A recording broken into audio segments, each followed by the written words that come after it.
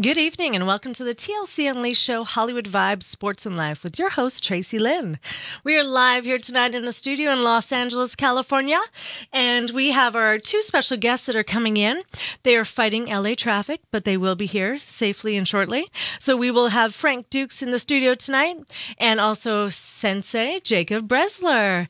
And who I have here with me right now is my partner in crime, my friend, my photographer, videographer, all of the above, Mr. Dan Kennedy. Welcome to the show, Dan. He's always behind the scenes, but now you're here now. How can I say? I got kidnapped. Yeah, I always kidnap Dan. I make him force him to come to all my events. And so I actually want to say a special thanks to you, Dan, because a lot of you don't see, behind the scenes of the production and things that go on with Hollywood Vibe Entertainment. And Dan Kennedy is my videographer and cameraman. He takes all these wonderful shots and videos. And I just want to thank you for everything and all that you do for me because you work so hard, and he's world famous celebrity photographer. So if you guys want to find him, he doesn't know it yet though. Find him on Dan Kennedy on social media, please, because he's amazing. So thank you, Dan. Gee, am I blushing yet here? I know. See, I'm nice to you every once in a while. Well, thank you. I'm always nice to Dan, but thank you, Dan. I appreciate it. We had a fun weekend last weekend, didn't we? It was fun, busy, crazy, and something I'll never forget. As always. So we were at the Lucky Strike Film Festival. Shout out to Ramon Simon. He's a producer, director, action actor. He's stunt coordinator. He's everything. He was doing the Lucky Strikes Film Festival. It was the first annual, and I was honored to be able to host it with my partner in crime, Ryder. And shout out to you, Ryder. He's an amazing musician. He's actually traveling right now, performing. So you guys want to check him out, Ryder Davidson. And we had fun, didn't we, Dan? It was good. It was a surprise to me. I didn't even know you were sharing an award until you told me. So it was kind of a secret. I really didn't believe it until I saw it. So I was honored with a Fitness Achievement Award. So unbelievable. I felt really good. All the hard work that I've put in over the years. It's been a long haul, but I love my fitness and I love my journey. I wouldn't change it for the world. I've stepped into a new genre of different training lately, and Lee Michaels was noticing today, so I'm feeling good about that. Well, you've been working your ass up pretty well out there, I noticed. Yeah, it's been good. So I was a lot of fun, different stuff. So I've been doing boxing. So that's been fun down at the Wild Card Boxing Gym. Shout out to my coach and friend, Sean. He's amazing. He's hard on me. And Sugar Shane Mosley Jr. was there the other day boxing behind me. It was actually pretty cool because I was like, I want to get a shot with the Canadian flag. And all of a sudden he does like a strike and it goes right through the Canadian flag in the picture. So it was pretty cool knowing that you're surrounded by, superstars like that. And so I'm learning a lot. It's been fun. Yeah, I'm still waiting for you. You get in the ring with Daisy. Yeah, no. Yes. I want to see that happen. I'm smart. I'm very intelligent, and that would not be a good choice for me. Well, maybe after training for quite a few years. Daisy Lang actually was going to be on the show tonight. She wasn't able to join us because she's busy working. So shout out to you, Daisy Lang. Maybe one day I'll be, up to your level. I'm hoping. So also shout out to my sensei, Jacob Bresler, who's going to be in the studio shortly, because he's been teaching me Kapap, Krav Maga. So it's incredible. I love it. Should we show you some moves on Dan? Why not? Yeah, go ahead. Actually, yeah, I have break my wrist. A shorter dress on tonight this evening, so I will not do that. But we will do that next time. And yeah, I don't want to break your wrist. Have you ever done Krav Maga before? I studied a little. I've been to the martial arts now for well over 25 years, different styles, but my style's always been Kempo and Aikido and a little bit of kickboxing. I try Taekwondo and I try Jeet Kune Do and different styles just to find the right one that was right for me. The good fit, that's important. Just find the one that's right for you. And for me, it's always been Kempo and Aikido. So, what is the difference between Kempo and Aikido? Because obviously, I know the kickboxing, I do that as well. But what are those two styles? Well, when Aikido is grappling, takedowns and control the wrist and the movement. It's a non physical martial arts. They call it the gentle martial art because you're controlling your opponent. So instead of punching him, you're just holding him. You're redirecting his energy. You're throwing him to the ground, but you're not hitting him. And in Kempo, that's a more physical martial art. That one you do hit people, and but it's more circular motion as well, and a lot of styles, a lot of techniques in that one. You got well over 100 techniques in that one, and well, maybe I haven't learned them all yet, but hopefully one day I will.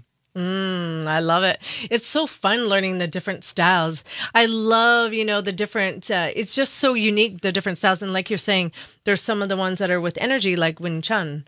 So that's also a lot of energy based as well. So it's a lot different than the contact, what we're doing with the Krav Maga, because it's very physical. And it gets pretty rowdy. I like it. Yeah, if you want a good workout, that's what you got to do. It is a good workout. So you were also in the military as well. I was in the Navy and in the Air Force Reserve, so both things. And I was over there in Iraq when the whole thing started. So yeah, it's quite an experience. Wow. I can only imagine what that was like. So how long have you been out of the service for now? No, it's been well over 12 years now. So, but still, I really got a lot of good memories, and I was proud to do my job, serve my country, and I'll never forget it. Well, thank you for serving for our country. I can say our country now because I'm Canadian and American. I get excited. Yeah, way to go. And also, I get excited too because Frank Dukes is also a Canadian. He was born and raised in Toronto, Canada. Did you know that? No, I didn't know that one. Yeah. When I read that, I was quite surprised, actually. Yeah, he's Canadian as well. So that's exciting. We get to hear more about that. How many times have you seen the movie Bloodsport?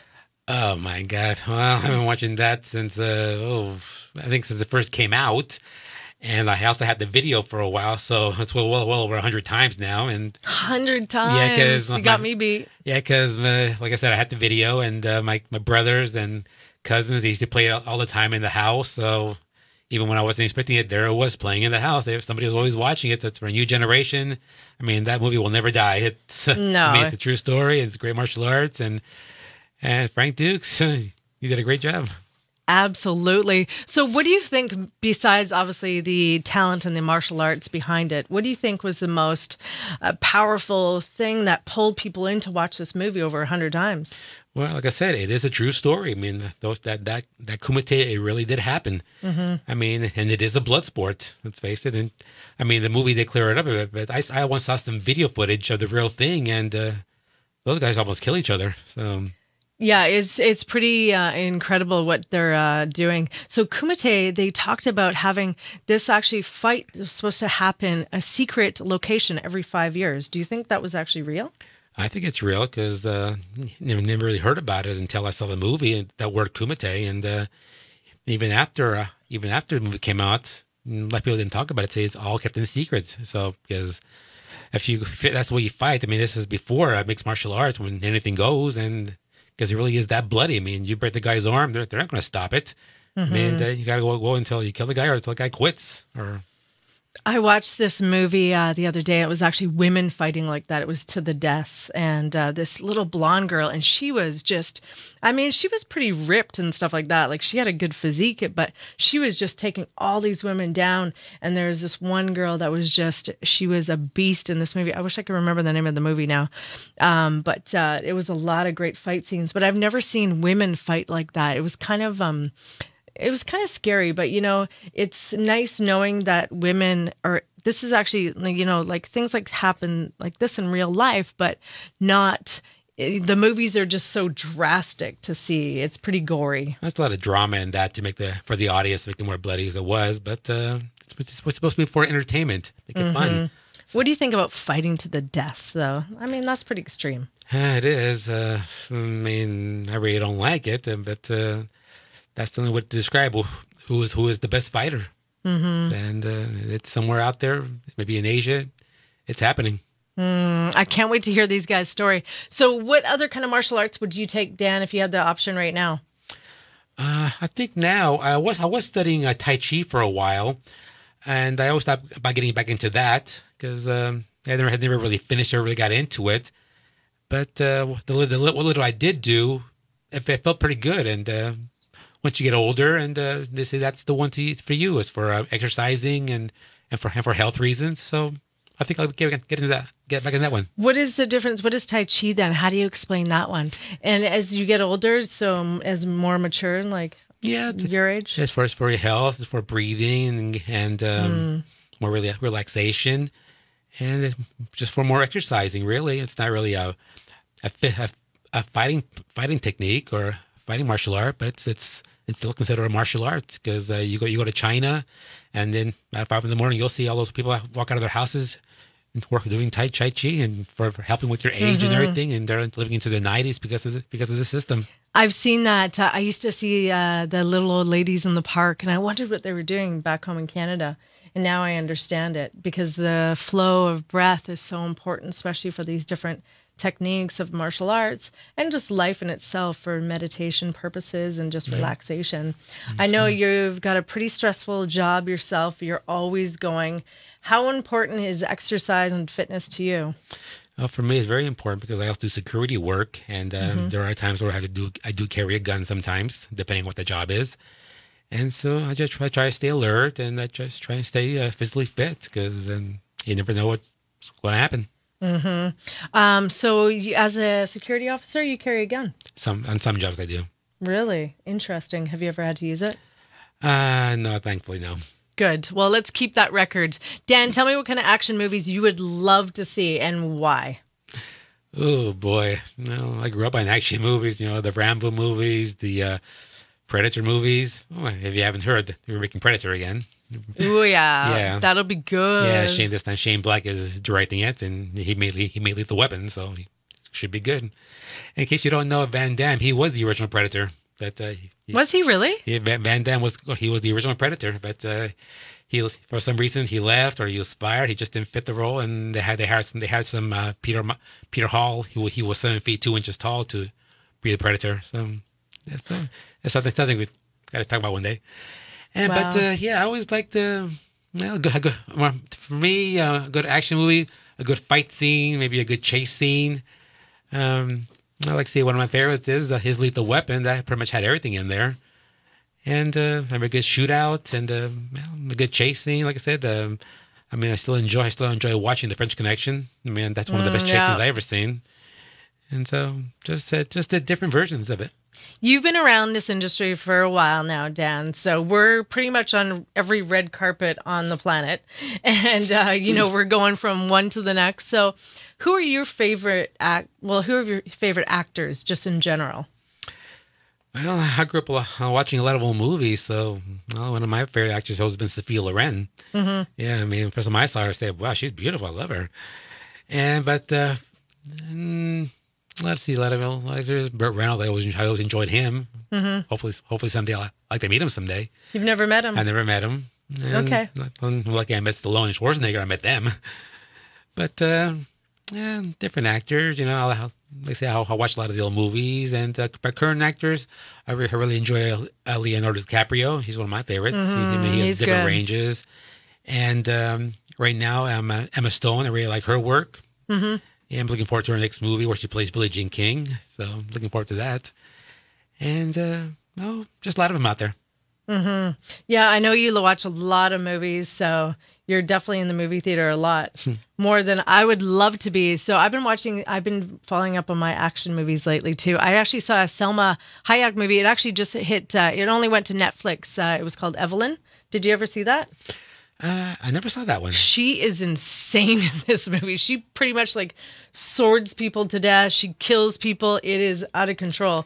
But it was action packed from beginning to end. So I grow up, I want to be like her when I fight. I saw her in The Hitman's Bodyguard. Oh yeah. With Ryan Reynolds. I saw that, and she was pretty good in that. She didn't kill nobody, but she had a mouth on that.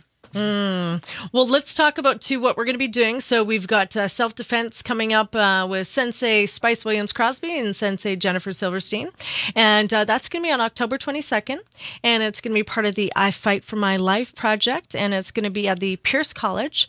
We'll give you some more details. We'll be posting those up on the social media platforms. So all of my social media, we'll put it on Dan's as well, and also you can find it on Spice. I'm sure Sensei Jacob Bresler will also be putting it up as well. So it's going to be really important that we get you ladies out there. And I want you to really share the word, because this is really important that we're teaching our kids, so young girls, if you have any daughters going into college, anything like that, because there are issues that, a lot of people don't want to talk about, like college rapes and things like that. So it's very serious. So teaching and learning self-defense is huge. We're also going to be tying it in with a lot of domestic violence. Next month is going to be Domestic Violence Awareness Month. And this month is Suicide Awareness Month. And I just want to say it was actually a pretty difficult week. I lost a close friend, Karen. And I know a lot of you know her, that she came out to visit and spent a lot of time with her. And I just want to give my sympathies to her family and our friends and everybody who was affected. And being Suicide Awareness Month, I really want you guys to, maybe take a look at this. And it's taught me that we really need to be empathetic and loving and tolerant and kind and patient with people. Life gets busy and, we get bogged down with a lot of things, but it's taught me to really rethink a lot of things that I say and do, and just, being aware of other people's feeling and being empathetic and compassionate to other people, especially people suffering from depression. Depression is real. And a lot of people that suffer from mental health illnesses, that's also very real. So I just wanted to mention that as well, because it's been heavy on my heart. And my deepest condolences and sympathy go out to Karen's family and, and everybody who was touched and affected by her death. So that's, it's been a hard week, and, you always want to put on that game face, and especially being in show business and in the industry and stuff like that. And that's where I'm really grateful that I have my health and fitness, because if I didn't have my workouts to go to and, going into boxing and stuff like that, it's such a great outlet for me, so a lot of us reach for different things, People are out there and maybe drugs or alcohol or other things. So this is a healthy outlet for me. I know how important fitness is to you as well, Dan, because we had a pretty good workout when we were in Vegas was it a month ago now? Oh, man, it has been a month already. I know, time flies when you're having fun, right? Well, it would have been fun if you came to Olympia. I know, I missed it tail end. And then I ended up getting sick, so I'm just getting over that. Back. Yeah, no, don't worry, I'm not contagious. So, I always put Dan on this, I want to put him on the spot. So, you know how important rest is too. And that's what I tell a lot of my clients, being a health and wellness coach and fitness expert, is that, you really need your rest. And I know Dan knows that, because I try to get rest. Sleep. No, I mean, I could say I have insomnia. Jacob. I have major insomnia. So what do you do to treat that? Nothing I can do. I've had it my whole life. I mean, I used to go sleepwalking. And now I just get up early. I mean, I went to bed about 11 last night, and I got up at 3 a.m. and so I couldn't fall back under. So. Well, no chocolate, no sugar, anything sweet. You're also supposed to turn down the lights, turn down everything to shut your mind down quietly and make it still and quiet. And I want to welcome Sensei Jacob Bresler to the show. I always get so happy when I see you. How are you? I'm good, except the traffic. I'm good. I know, right? Traffic. That's one thing, about LA. I'd love it here, but it's enough to make a really nice person angry. Even a Canadian nice person like myself. Yeah, I don't like to be late, so I was kind of getting angry. But it's okay, I'm here now. You are here. What happened to Mr. Frank Dukes? Mr. Frank Dukes is also stuck in traffic. I talked to him about, 15 minutes ago, so he's on his way. So he's going to come hang out where Dan's sitting. But, Jacob, welcome to the show. Thank you for inviting me. I have so much respect for you. We've been working a little bit together recently. And yes. They treated my girl okay? Ask her. Yeah, I got a couple bumps and scrapes. I No, keep- he was actually gentle with me. I treat girls as I treat boys almost, but a little bit nicer. Yeah. He goes, yeah, we got to be nice to this one.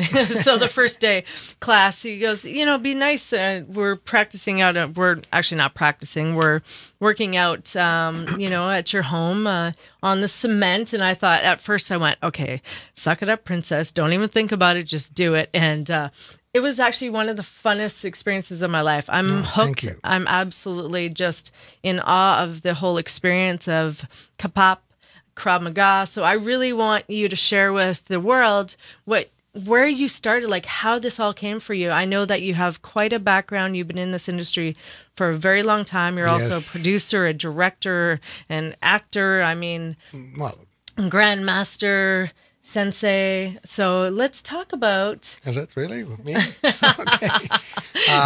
Hey, Where should I start? Yeah. Jeez, well, I can start. How about how did you get started in the martial arts? Well, at a young age, I was one of those kind of kids that my dad was told, you better get him something to do or he's going to hurt somebody or somebody's going to hurt him. So somebody suggested start wrestling. And my first day of wrestling ended up with me I heard. hurting somebody badly. And I did not like it. I didn't like people grabbing me, throwing me in the ground. So then karate came next. And my first experience was when I was about 14, 15 years old.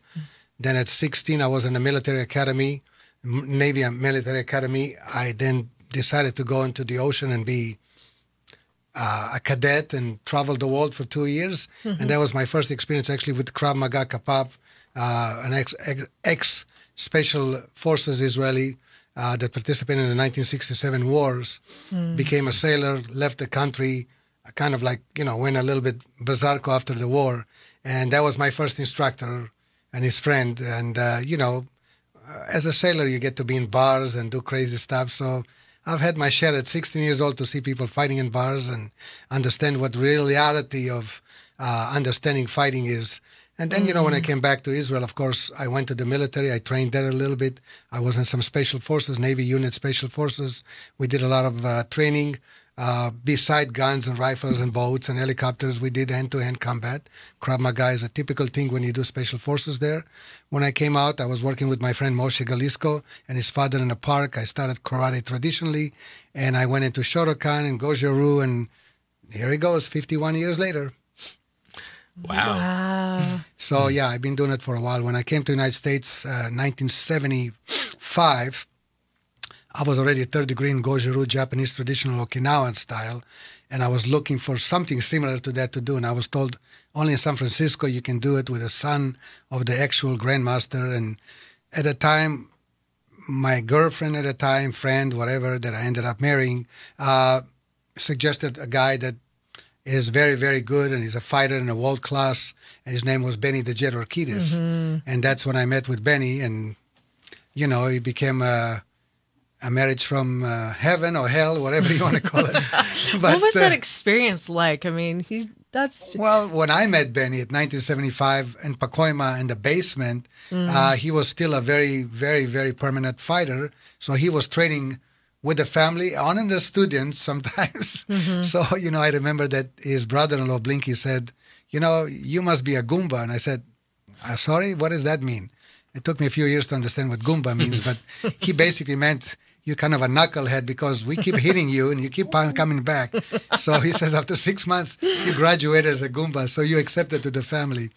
I've known Benny for, 35 years or more. It's like a family to me. He came to my last birthday and actually awarded me my second degree black belt certification that was due 19 years ago. So it was an interesting 65 years birthday to get Sensei Benny and his wife Sarah to come in and present that certificate. And, I taught at the Jet Center.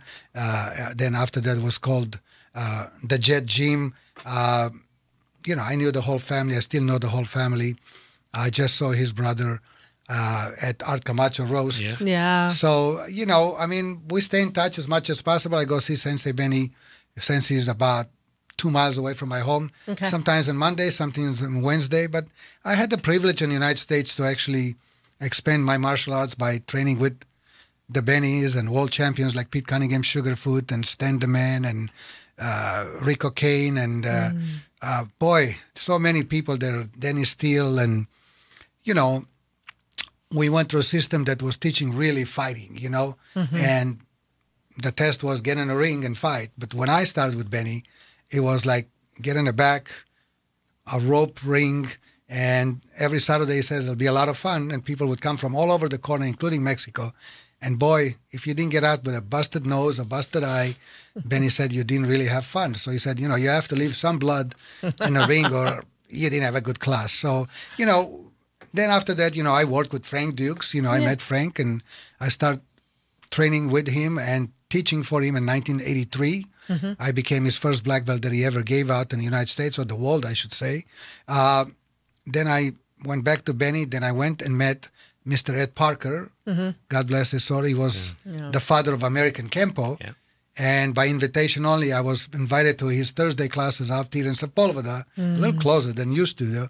And I trained with him for about a year and a half with all the black belts, the highest black belts that he's got in the system, running away today. And every one of them is a grandmaster. But I trained with every one of them, and everybody had something to, you know, add on and participate. So we used to do something called What If This and What If That. And people like Jeff Spickman and Frank Trejo and Barbie and Bob White. I mean, you know, Muhammad. I mean, those are supposedly legends in a Kempo world. I had the privilege to work with and kept friendship with some of them. I ended up being a referee, center referee for Mr. Parker for about 13 years at the internationals. Yeah. And I was one of the only referees that they allowed to do outside of the Kempo referees at the finals. So, you know, I got the privilege to do that and work with some, you know, Wing Chun masters and a lot of Krav Maga and tactical fighting and shooting with Israelis and going back to the country and train some more and stay in contact with Moshe Galisko. I have about 58 instructors underneath me that I graduated from level A to level B. Unfortunately, only 6 or 7 of them keep coming and training. Some people like to have a certificate. Some people make a life of it. I ended up having it as a life. I like it. Yeah. It saved my butt a few times. So, you know, being in a war, being a sailor, things that happened to me in my life, I think without the martial arts, I probably wouldn't be sitting here talking to you. Yeah. You know, the feeling, man, when I was in training martial arts, it really helped me with my discipline, my training, and I don't think without my martial arts training, I would have failed boot camp. Yeah, I believe really that, you know, we're having a problem in this country right now with people uniting and working together and coming in as a nation. And I, you know, when I came here to the United States almost 40 years ago, I haven't changed my mind. I still feel like every youngster from age 18 to 21 should go to the military, at least spend 3 years. They'll become a better man, better person, and we'll welcome Mr. Frank Dukes that joined us. How did I make it from the valley to the show? Than you? So I live right there by the studio. I do. I came all the way from the valley. I'll be honest. I got partially detained because of very bad news. Very good friend of mine, David Antonio. I was dealing with the news of his passing. His passing. Yeah, you told me that 2 days ago. Wow. Well, I'm sorry to hear that. Sorry to hear that, Frank. Yeah, you got bombarded with a lot of calls, but that's no excuse for not being here. It's just I got stuck in the traffic. I forgot. It's okay. You said, you know, traffic is light. As long as you get here, that's all we care about, and you get here safely. Remember, he said, make sure that Jacob lets me talk. Well, I had my 10 minutes. Now you get your 10 minutes. It was funny because they both, I have to say it, they both said the same thing. They're like, well, he talks more than I do, so he's going to keep talking. So it's funny. You know, I've been around Frank now how many years? 1983? I don't know. I tried to figure it out. It's 37 years. That's a long time. Yes. Yes, that's a long relationship. Welcome to the show, Frank. It's such an honor to have you here. It's my pleasure. These two together in one room. I mean, this is amazing. There's a lot. Oh, he's already tapping in. Jacob Sensei is already tapping into the SWAT field. We're getting into that later. So that's going to be for class on Friday. Is it going to make me more attractive? Ask Lee that question. You know, I won't sleep. That's not a good thing for me. I mean, I don't like any substance that make me more hyper than what I am. Yeah. I'm already an alpha male and hyper, and I'm trying to be actually more contained and wolves, you know. So Well, we'll help you with that. Nothing that makes me weird More or hyper? wired up. I don't need that. I need something that makes me healthier, stronger. That's the principle of This is getting to healthier my and age. stronger. Yes, absolutely. So we'll dive into that. I want to welcome Frank to the show. And Jacob, we were talking, Sensei was just talking about, his life and how he got into the Kapap, Krav Maga. And, let's dive into, obviously, we're going to, go back into where it all began for you, Frank. Where to begin? Yes, right? You're younger. There's so you should be able to remember. so many different people in my life who played a pivotal role as you come to different crossroads in your life. So there's really never one beginning. There's always a new beginning to a new adventure, a new track in my life. So I don't know where you begin. Well, let's start with, obviously, a lot of people, world famous movie, Bloodsport. Everyone wants to know about that. Yes. Everyone, it's legendary. It's one of those movies you play over and over. Dan and I were talking earlier. Again, we were trying to see who watched it more. He beat me by 100 and something. So, how did that all begin for you? That was based on real life for you. Yes. In fact, I wrote a script. Originally, I actually brought it to Jacob, believe it or not. He had a casting he was producing films. Only it was called then Enter the Ninja. And it was Bloodsport with one different component, and that was sort of like a mixture of Death Wish. When between the fights, the character go out and do good deeds and deal with bad guys. I told the story to Sheldon Lettich. He in turn took the story, adapted it, and I had helped Sheldon do a film called Firefight because he wanted to be a director and he needed a reel.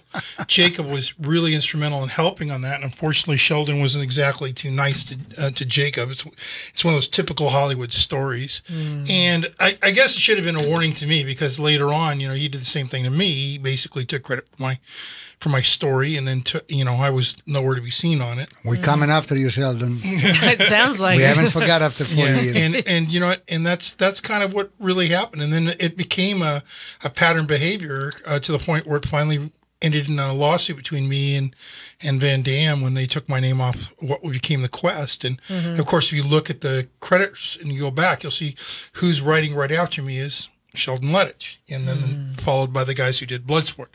And of course, I didn't get paid or the credit I should have had, and that's one of the reasons I left Hollywood. I just got tired of that, we'll take care of you, promise you kind of thing that goes on. And I just said, you know what, enough. You guys don't want to, feed the flower. Guess what? It doesn't bear the fruit. You don't eat. And that's what it really comes down to. You bet. And you can see a definite attributable pattern there when I left, and what happened to their successes, or not even their successes, just go by the films themselves and what they've done and the quality of them and what the effect they've had on other people. You look at Lionheart, it was the largest grossing film of its year that I was brought back by Jean-Claude after he tried to go and work with Sheldon without me for like 2 or 3 pictures. And then I was brought back to do several others, and I never got credit for. So that's the old Hollywood story. But, like I said, I actually have myself to blame for that, because I saw what Sheldon had done to Jacob, and that was an early on experience, and I should have learned from that.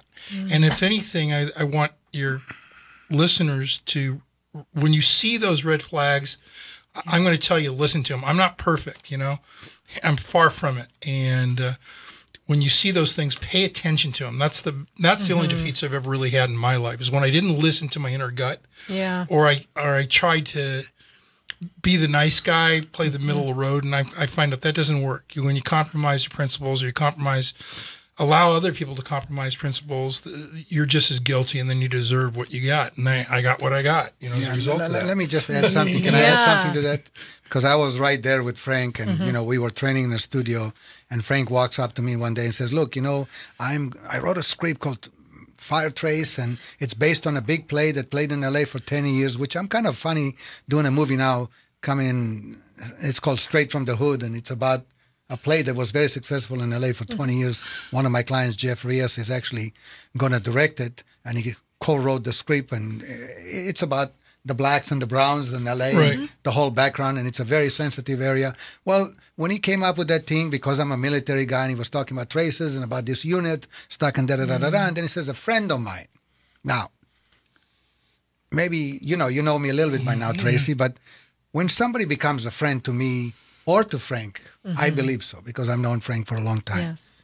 We we'll give the shirt off our back, whatever we can. Yeah. And since I was already in the casting business and starting producing, in 1983, I co-produced my first movie that went worldwide and sold through Shapiro Glickenhaus. He said, Sensei Jacob, would you come on board and be a producer and help me out and start with the casting? I met Sheldon. He acted very nice in the beginning, and I did all the casting, and he said, nobody's getting paid. Frank, that's why you didn't get paid.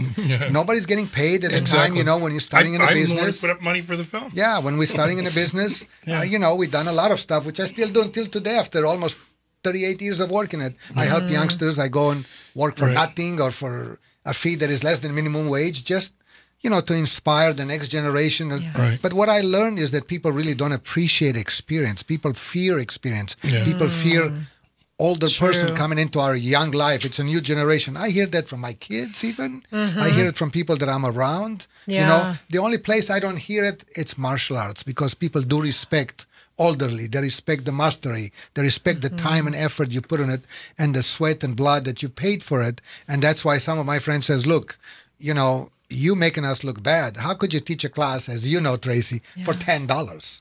And I go, because for me, it's just a principle. It's not about the money.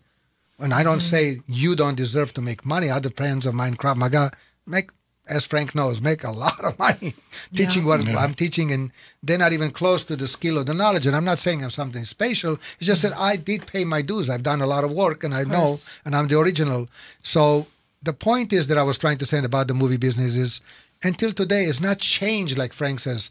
People take advantage of people. They act very nice in the beginning. They're trying to put their foot in, whatever they can get from you to help them. They play very vulnerable and like, I don't have it, I don't have this. Anyway, Sheldon met a guy that became a cameraman that I actually brought into the project to a friend of mine, Mickey Blowitz, that we both know, Peter. And the guy had a camera. So Sheldon went, and that should have showed the character of the guy, and made him a producer, because he says, I'll bring my camera, and I have a line to the, what was it called, Camp Pellington, and I can do this, and I can do that. So without discussing with Frank or me, that started the whole project with him, he decided to make the guy a producer, and then I get a note from him, very, very professional. Well, listen, we did this and that and then. I said, well, why is he a producer? And he goes, well, we can give you an executive producer. Isn't that a great title? I said, I don't care what the title is. My agreement was I'm a producer on the show. I did all the work for free. I brought this guy on. Yeah. So I said, so you know what? I'm walking off the show with all the respect. And I told Frank, I'm walking off the show, but my fee is going to be $960. And the guy says, well, you signed a contract, it's deferment, no pay. I said, no pay. I will show up to your office and we'll talk then. And if it wasn't for Sensei Frank that was there and said, come on, Sensei Jacob, I was ready to go there like the good old Hollywood, and Jacob would have smacked him around. with a baseball bat, he was take care of his BMW that he had at the time. No baseball bat. He just give him a good shin kick. I mean, I've seen you in action. You don't need a baseball So- bat. He didn't. Here's the thing. He was Let me deeply just say something. insulted The and- truth is that I talked to Frank, and of course, because he introduced me to the guy, I kind of whined and bitched at him, and he ended up paying the money for that guy.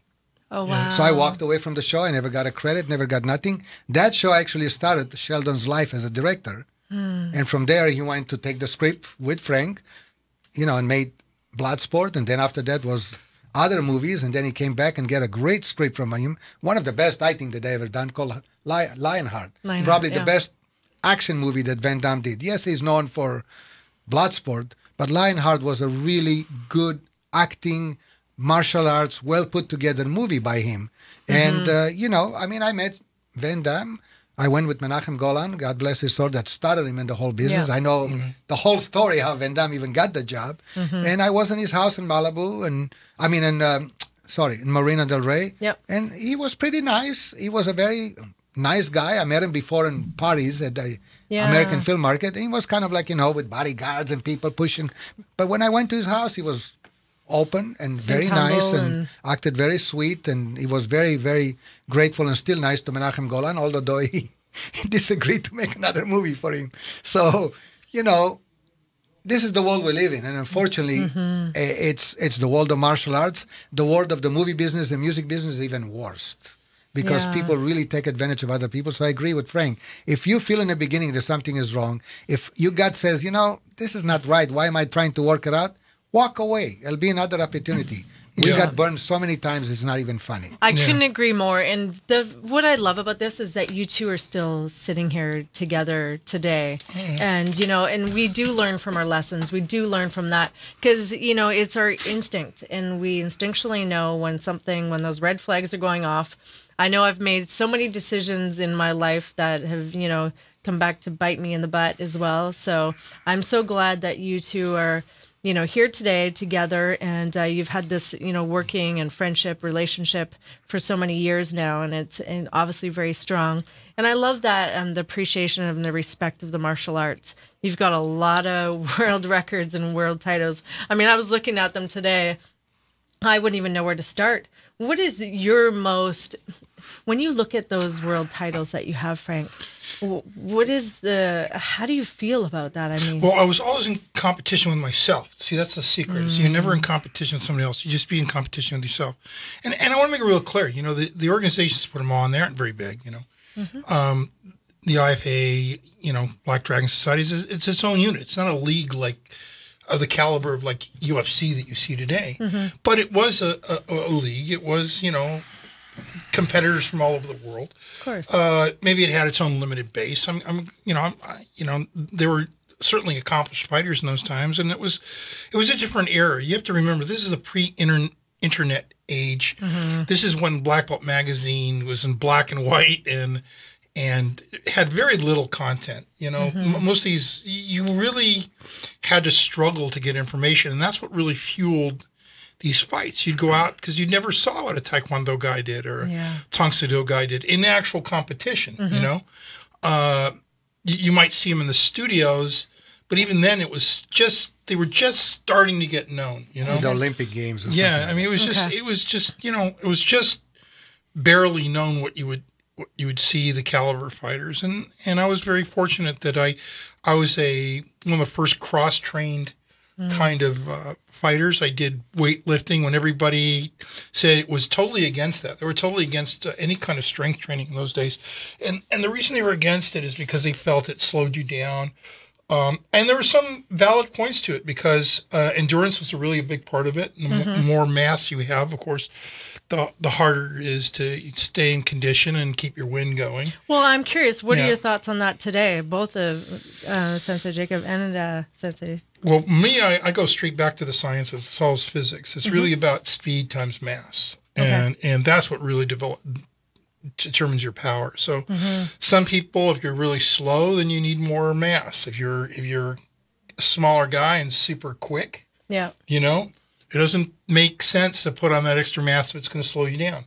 So you have to think of things in a very scientific point of view. The other thing is, I'm self-taught, and I've gotten a lot of trouble early on in 1980 because I was telling people, I said, look, my system is Dukes-ryu. Ninjutsu is a martial art, but it's in the sense of it was a modern martial art.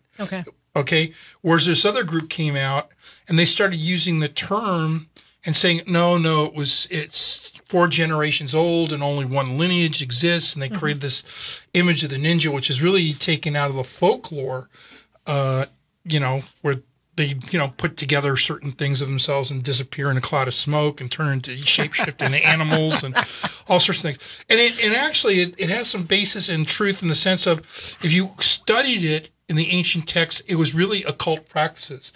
It was really a form of self-hypnosis where they would say these certain incantations and that would calm a guy thinking he was invisible to the guards so he wouldn't panic and over hyperventilate and breathe harder. And so there's something to it. You need a whole show of 2 hours just to get Frank to explain you what this stand's all about. And it's funny because through the years I've been with Frank, and when I talk about Frank or see him places or people ask me, I get asked all the time, well, what do you think about Frank? What do you think about this? What do you think about that? And I always tell the people, I don't say I take the fifth, but I always tell people, listen, people done what they done. You know, I don't talk about some things I've done. My friend Sam Sadeh, other people that I know that are world-class fighters that been in combat. They've been in the face of enemy that we had, like soldiers and a special forces that have bullets flying around them and mortar around them and people die in front of them. You know, you have a tendency, if you've done something, you don't need to talk about it too much. That's right. You know, you know, they say a dog that wants to bite you is not going to bark too much. It's just going to jump and get you. And I've worked with some of those dogs too in the military, and I know that for a fact. If you didn't wear the right collar, and they were trained to just attack. So they were not like giving you a warning. Get out of here. I'm going to, you know, those are the chihuahuas. You come at home and they just bark a lot and go by your feet. You give them a kick and they make a football kick. You know, but here it goes about what I'm thinking to answer your question. I think that when people are trying to build mass and make the muscle and stuff like that, it's okay. And I mean, I work with people like Lou Ferrigno and stuff like that. And it's a wonderful thing that you can actually have that discipline to build the body, as you know, to that degree. You have to have dedication and special food and vitamins. And, well, you know, it takes a lot of work, you know, and all it is to work your body up. But the martial arts is more created for the smaller person to be able to defend himself against a bigger adversary, a bigger opponent, you know. But I've always said, if you get a big guy that is well trained, you better have some good Nike shoes, you know, and run fast. Because if you're 6'4" and you're well trained, like the 5'5" guy that is a kung fu master, if you have the same skills and you're 6'4", yes, then the mass makes a big difference. So when you're talking about the UFC and people like that, can you put a lightweight or flyweight against a heavyweight and a UFC? Yeah, well, no. I want to make a point out that we're talking right now just hand-to-hand combat. Yeah. It becomes a great equalizer when you start putting weapons in people's hands. So, you know, I've seen guys who are like 4'11". They don't need to fight. Okay? Yeah. And I've watched them cut a guy down who's like 6'8", cut him down to size. Yeah. You know? It's all comes down to the weapon system in that case. Are you saying they're using one of those? So, but it really comes down to the weapon system. You like that? Yeah. And so we got a car outside. When you're not looking, I'll hit you.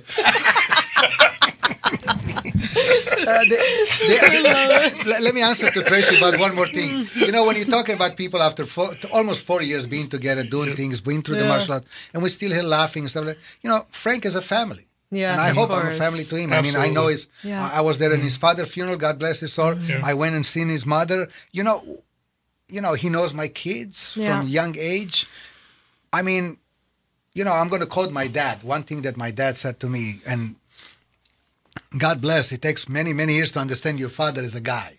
You know what I'm saying? Yeah. He said, son, before you die, if you made friends where you can count them on one hand, you had a good life. And I go, the hell are you talking about? I got so many friends. I got 20 guys in karate, 50 guys in martial arts, movies. They're not real friends. And then, you know, so true. The minute that the shit hits the fan, they all bend over and let it go over their head. So the ones that are really your friends, real friends, could be better than your family, could be better than close people to you, because you only judge them and you only test them by that. And so are you. If you're a really good friend to somebody, there is no question, well, what do you need $50, Frank, for? And when are you going to give it back to me? You just do.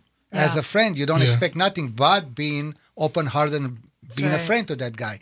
And that's why I'm saying back again to, in the military, you know, when you go to war, Frank, you know, the guy watching you six, what they call it, is your family. Yeah. You don't have pop and mom to watch you. Well, it's like the old expression goes, band of brothers. You know? You know, that's a World War II term that the airborne used to use. So, you know, we're going through a big thing now with the NFL and people kneeling and people sitting and stuff like that.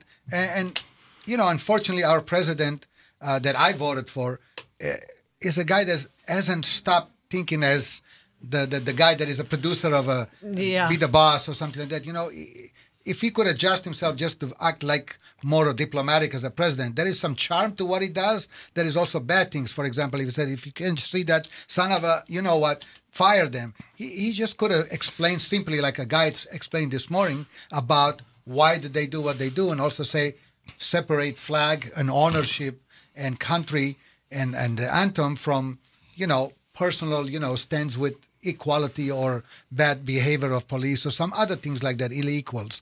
We all experience equality or not equality. But again, if you fight for the flag, it's national, your anthem, if you're proud of your country, that has nothing to do with, people being not treated right. So that's what I think he was trying to say across.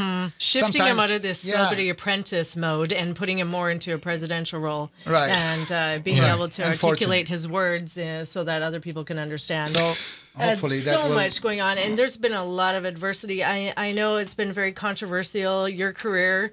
Well, I wouldn't call it controversial. There's a difference, okay? Yeah. Controversy is based in some level of fact. And there's a difference between, and this is where I get very angry, there's a difference between controversy and being a target of actual trade libel. And that's the difference. Yeah. A good example of that was just proven by a newspaper called The Art Voice, national syndicated magazine that looked into, and it was the first one to actually do this, to look into my past. Actually, they interviewed me for over 3 months. And they looked into everything. And they started finding their own truth and their own leads. And then the first article they came out with was, the LA Times said, I fabricated one of my mentors, which is Senzo Tanaka, that it really comes out of the movie You Only Live Twice. There's no evidence for that. Well, that's a total, complete lie. If you go down to the California or the Los Angeles County Court of Records, you can find his birth certificate, his death certificate. Yeah. You can find his immigration card. I mean,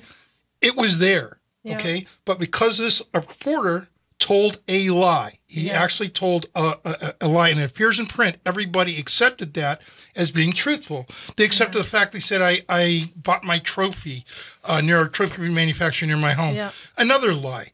The so-called receipt that he had was never a receipt. It was a Xerox copy of what would look like a receipt that someone could make up on their home computer. I read that. Yeah. And it's ridiculous. Well, not only that, but it was done so badly by whoever did this. Yeah.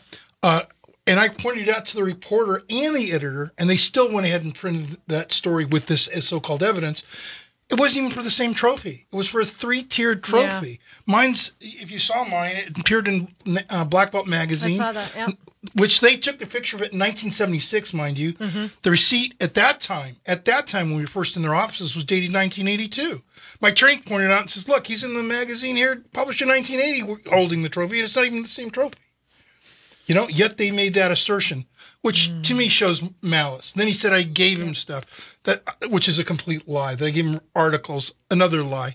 And these lies have been compounded over times, and it was all about the fake ninja thing. Well, what it was really about, the subtext of that is they were creating the illusion that ninja is a title. The ninjas were a sect separate and apart from the samurai.